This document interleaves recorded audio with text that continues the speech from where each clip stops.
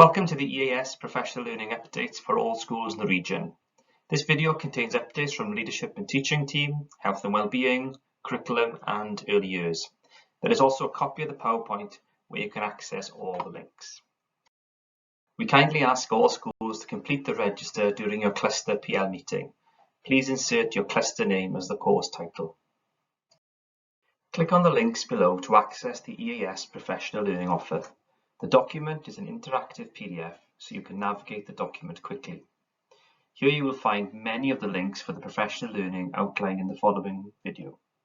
Mae'r ddogfen hefyd ar gael yn y Gymraeg, cliciwch ar y ddolen.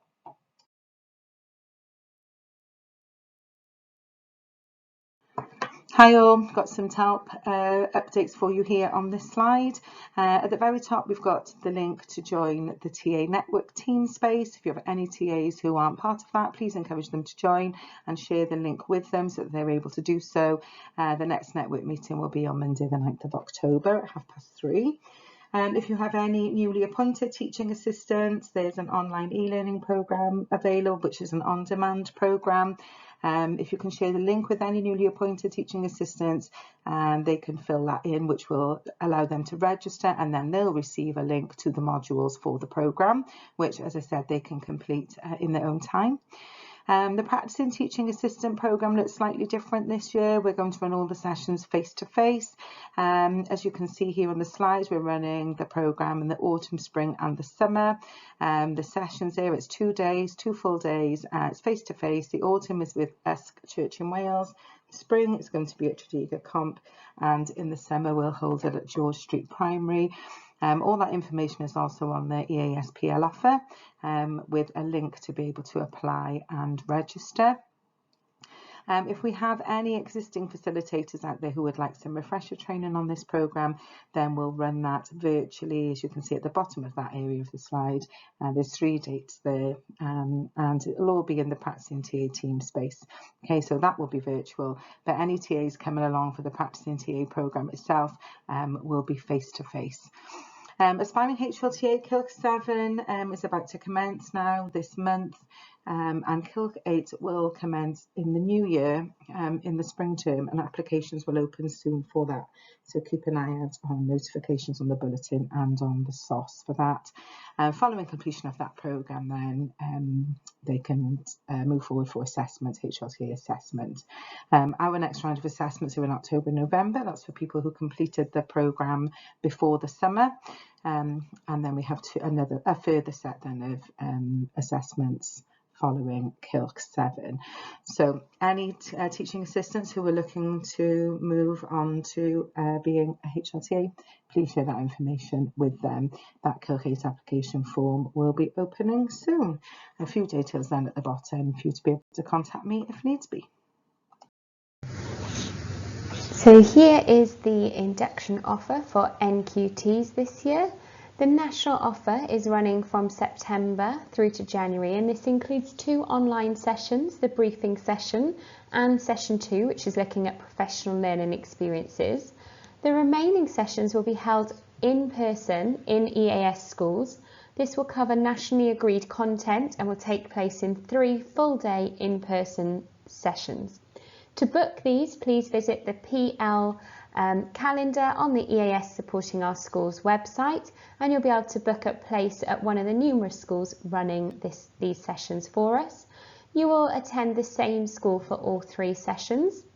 There's also an NQT network meeting where you'll have the chance to collaborate with other NQTs across the region and keep up to date with all the induction information and ask any questions that you may have. Following the completion of the national sessions, there'll be a regional offer where the focus will be on live practice, observing in different school settings and reflecting on your own practice. These again will be available to book through the Supporting Our Schools website and will start from February 2024.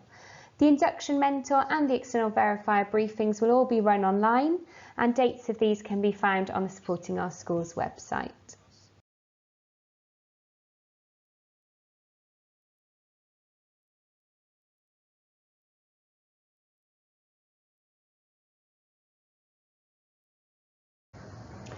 So all external verifiers are invited to attend the external verifier briefing sessions. These are for new and existing external verifiers to attend, and we'll go through all the updates in relation to NQT induction. We hope to allocate the majority of NQTs to all EVs that have attended these briefing sessions at October half term. As always though, we do have NQTs join us throughout the year, so you may have additional NQTs allocated as we go through the year. Please do ensure you check your EWC EV login regularly and make contact with the NQTs and the head teachers of the schools as soon as they are allocated. If you have any questions about the role, please don't hesitate to contact me. And just a few leadership updates for you starting this term. The National Middle Leader Development Programme, the MLDP, applications are live and remain open, and we'll have a cohort starting this term. So if any member of staff who would like to participate in that programme, the link to apply is there on the slide. Same for the Senior Leader Development Programme, that will commence in December. Applications are still currently open for that. And as it says, will commence in December 23. New and acting head teacher programme, newly appointed acting head teachers. We've been invited to attend the national programme, and the next programme will commence this term. And the deputy head and assistant head teacher network meeting is on Thursday the 23rd of November at 1 o'clock, and this is a virtual meeting.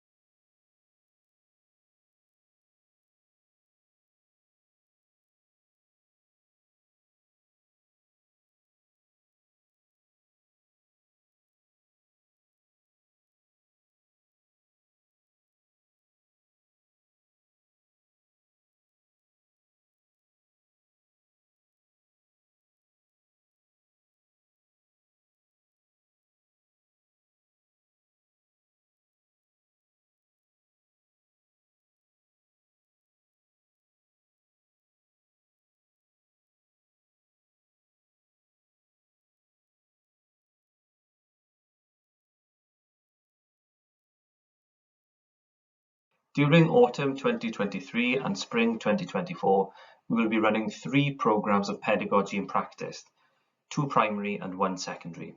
Teachers will have the opportunity to observe live teaching and reflect upon their own practice. It's a 4-day programme, 1 day every half term, and if you'd like to reserve a place, please visit the EAS Professional Learning offer.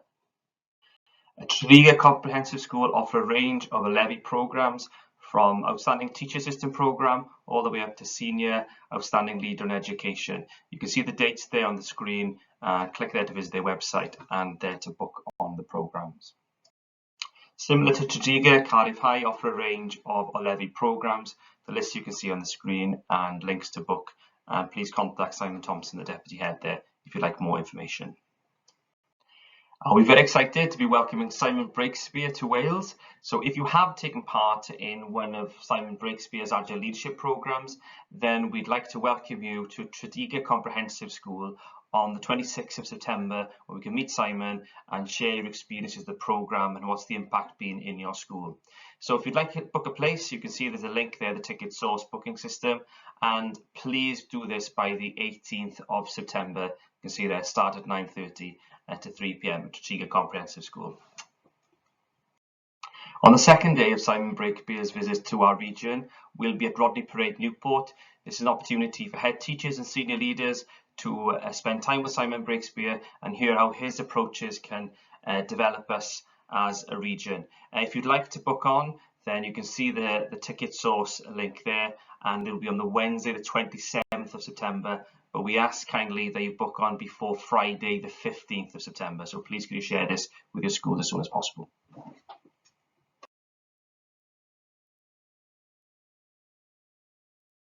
Hi everyone, just a few updates from the Health, Wellbeing and Equity team. Lots of exciting professional learning coming up from our team, which we'd be really excited and looking forward to engaging with. Lots of opportunities over this next half a term. So each of the team will say hello to you as they come in and share some of the information with you. So we'll get started with our first opportunity for you, which is a great opportunity to work with Rachel Clark. We're working with her quite closely this year, particularly to support the schools in the region around that cross-cutting theme of diversity.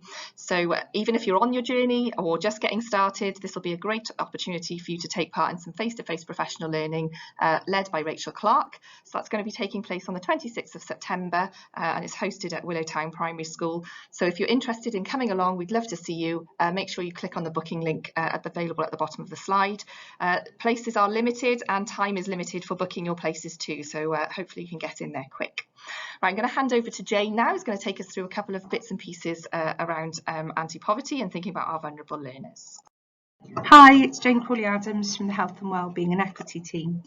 This slide acts as a reminder for you if you're interested in joining the RADI programme. RADI is a long-term programme designed to support schools to address the impact of disadvantage on learners.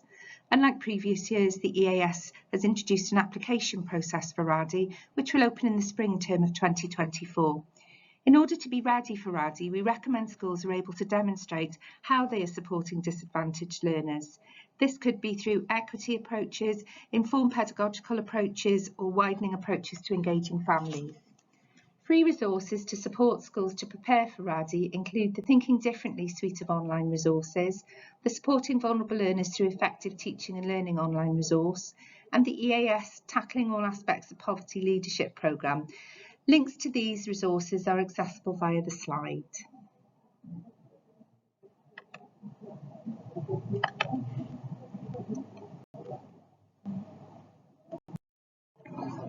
Further information on tackling all aspects of poverty is seen on this slide. Cohort 6 of TAP will begin in November. This leadership programme supports schools to practically address the impact of poverty on stakeholders, largely focused on learners, but also families and the wider community.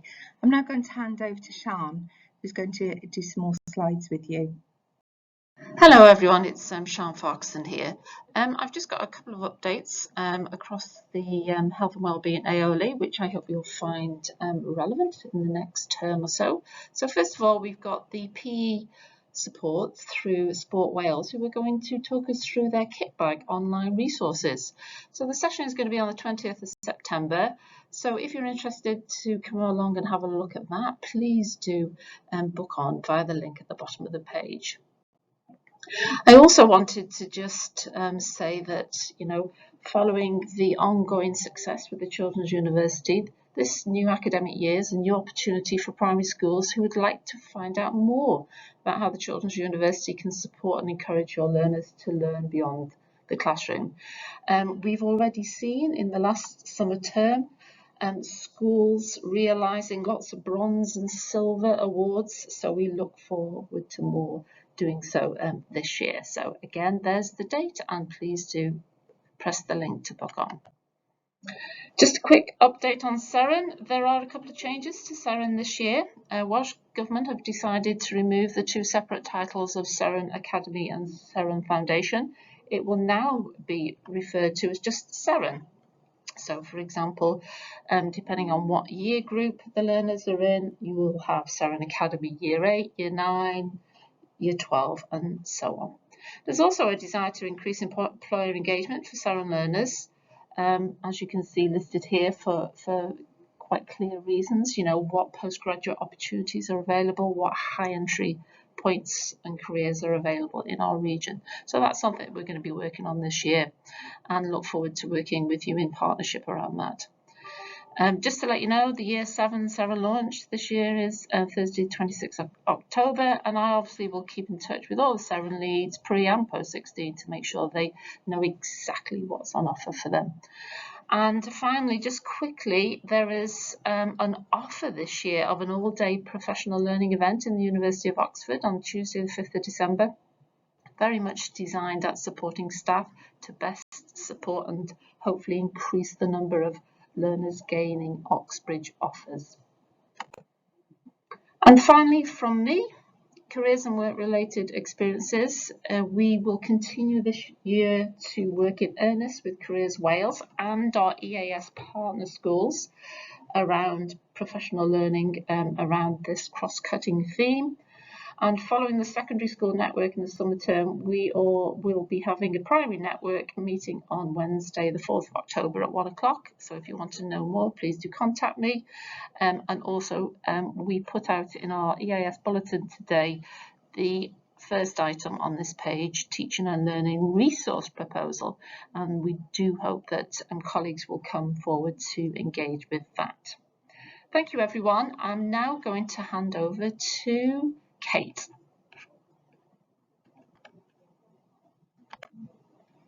Hi everybody, it's Kate here. So I've got a few slides just to update you on some of our up and coming professional learning sessions that we have to offer. The first one we have is our Children's Human Rights Approach. This is on the back of a very successful session we had in the summer where we had 4 schools sharing their practice, and it's very much about raising awareness and getting yourself started around using the rights within your school. And we do also look into using the Children's Commissioner for Wales resources. So this is on Wednesday the 20th of September at 1 o'clock, and just book here to gain your place. Another session we have to offer is our whole school approach to positive behaviour. So these sessions were in place in the summer, but due to numbers we've moved them into the autumn term. If you'd like to book on, please contact me, and the session will be held at St Andrews, where you will have a 2-hour learning walk and an opportunity to talk to staff, look at classrooms, and have a really good whole school approach to positive behaviour management and nurturing schools. And that's on Tuesday the 26th of September at 9:30 till 11:30 a.m. We also have an Adverse Childhood Experiences Awareness session. This is on Tuesday the 27th of September and will be virtual. It's 9 a.m. to 11:30 p.m. And it will really look into the impact of trauma, how you can support that within the classroom, making sure that you're building resilience and supporting our young people who are facing adversity. The course code is on there and also the link to book.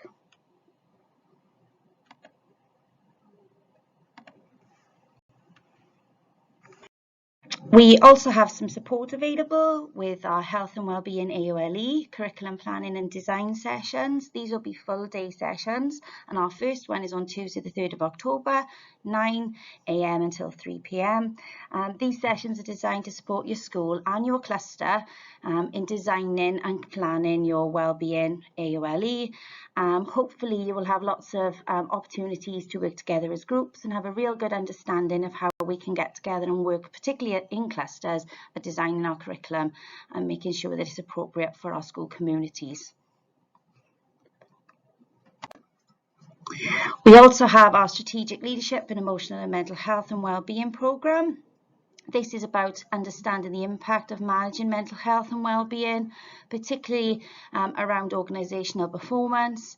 We're going to look at how we can critically assess the complexities of managing mental health in our schools, and hopefully it will give us some real clear ways forward in planning and giving us a strategy to promote mental health and well-being in our organisations. This is on Friday the 22nd of September, 9 till 12, and it'll be virtual, and the link is there for you to book. We have an additional module on leading wellbeing, and this is to complement our middle leadership programme with a focus on your role as wellbeing lead. So if you are new to the role, particularly, this might be a really good session for you to attend. We look at the benefits of adopting that whole school approach to wellbeing. We look at the tiered approach to wellbeing and ensure that you have a really good understanding of what wellbeing is, not just as the whole school approach, but also as that health and wellbeing AOLE. And it really is about further developing your knowledge to understand all of the important things, the national and regional context regarding health and wellbeing. This is on October the 4th, it's virtual, and it'll be 1 till 3 p.m. and the link is here to book.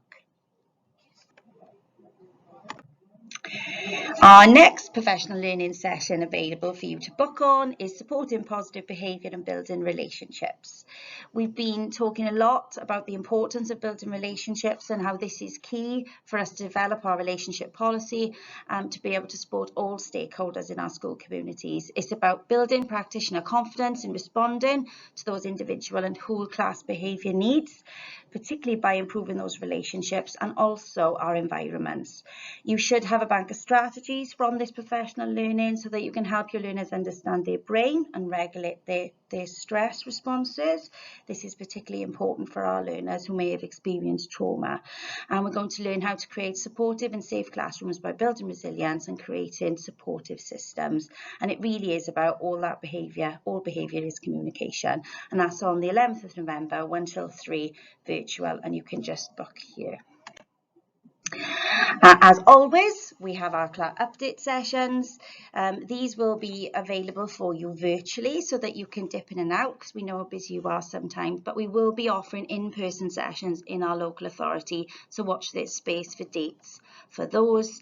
But if you are going to join us virtually, the dates are on the screen. The first one being the 22nd of November, 1 till 3 virtually, and there's a link for you to book. But it's just about you having all of the up-to-date information that you need in order for you to do your role at supporting our CLAR learners within the region. And we also have our lovely Health, Wellbeing and Equity Leeds Network meeting, which is on Wednesday the 18th of October, 1 till 3 p.m. in our team space. If you're not a member of our team space, please join on and click the link, and we will be very much looking forward to seeing you.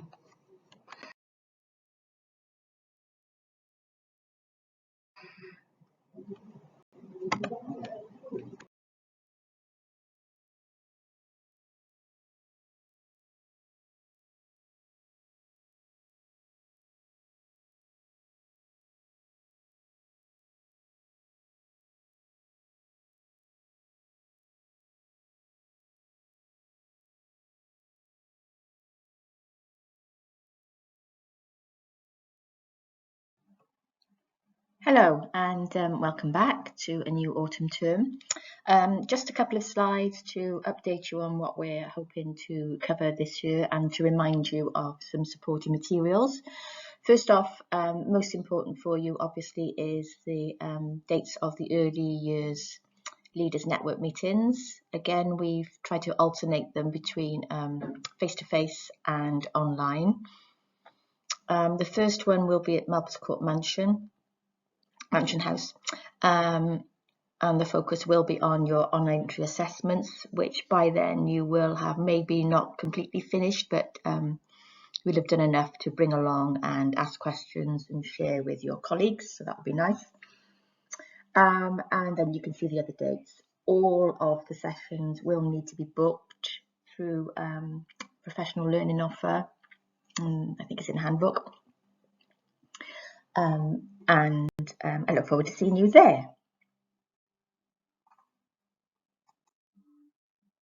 So what I did say in our last summer term network meeting was I really want to have a focus this year on thinking about transition and how well we're involving non-maintained settings and schools in reflecting on pedagogy and practice, so that children who are transitioning either from setting to school or within school, from class to class, or indeed from area to area and time to time, whatever the transition is, that we can talk about how we're all doing that and make sure that the children get the best possible transition experience. So if any of you think you have already good transition arrangements, I would be really happy to have you drop me an email and to let me know. Maybe we could have a visit. Or if you have anything else that you want to discuss around transitions, about how you manage it, how you're including the settings, for example, in thinking about the assessment arrangements and how you're supporting each other with the information that's passed on and how that's used, then once you've received it, would be really good. Just a reminder again, if you're not a member of the Early Years Leaders team space. If you drop me your hub email, I can add you to that team space. There's lots of information in the team space, including past early years leaders network meetings, other PowerPoints, and this toolkit, which shares 10 settings across the region and their approaches to planning for the new curriculum for funded non-maintained nursery settings. I know some schools are using the curriculum already, so it might be useful for you to look at how they're planning and evaluating the impact of it. I just want to keep reminding you, as I always do, that the Enabling Learning Guidance is up on Hub. I think it's moved places in terms of where you find it on the landing page, but it's still there. There's a link here. And although it's been written for, as it says here, children in the period leading up to progression step 1, so that does include your nursery and reception, it will also include children with additional learning needs. But actually the 3 enablers, where schools have used this document, they've actually been able to use it all the way through the primary school. No reason why it can't be used in secondary schools to reflect on practice in the same way, really. But again, just saying to you, if you haven't had an opportunity to read it, it's a really powerful document that could help you. And then just again, this is a reminder maybe for some of you that the on-entry assessment has been published and it's ready to be implemented from September, from this week. All the settings across our region will be using this, so the way in which they record progress will be very different from the way in which we've recorded progress before. That's why transition is going to be important, so that we all understand and we're all on the same page about how we talk about children's progress. So again, you can find this on Hub, and I think I've put it into our team space again for you to look at and to consider where you're going to start in terms of assessing children's progress on entry, but also ongoing progress. Just a few key messages here that you can find on Hub, just to really affirm for you that those assessment arrangements meet all the required legal duties placed by Welsh Government on settings and schools in order to assess the progress made by learners and children, the next steps in their progress, and the teaching and learning needed to make that progress. So we've made sure that we've covered all those aspects. The arrangements help to obviously to assess children's progress within the 6 weeks, but also that ongoing assessment that I talked about earlier. The 4 areas that you have to assess on entry are physical and social emotional development and literacy and numeracy skills. And again, the assessment arrangements have taken into consideration and covered all of the guidance that Welsh Government have provided on thinking about learner progression. So it's a really useful document. Even if you don't use it in its entirety, it could help to shape your thinking about what you do choose to use in school. Okay.